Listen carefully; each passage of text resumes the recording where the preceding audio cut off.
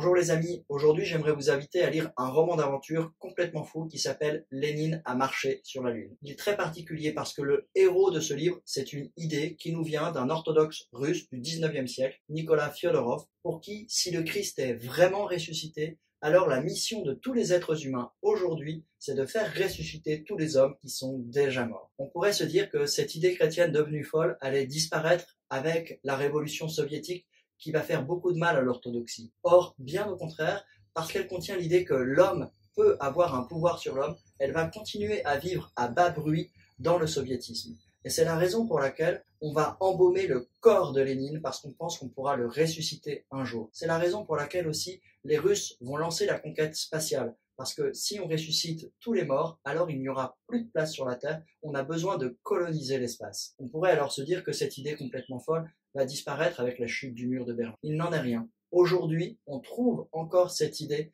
avec le transhumanisme libéral aux États-Unis.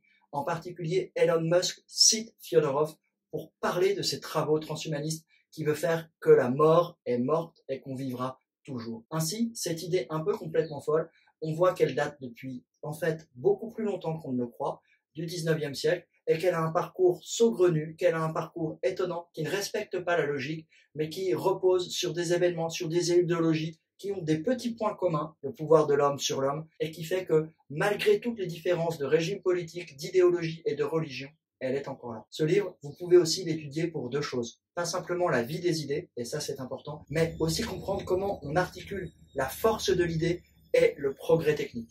Et puis, il y a une deuxième postérité à cette idée incroyable du cosmisme. Dans l'écologie, donc quelque chose de très opposé au transhumanisme, on veut revenir à cette idée que le monde est un cosmos et qu'il faut réfléchir la place de l'homme dans ce cosmos.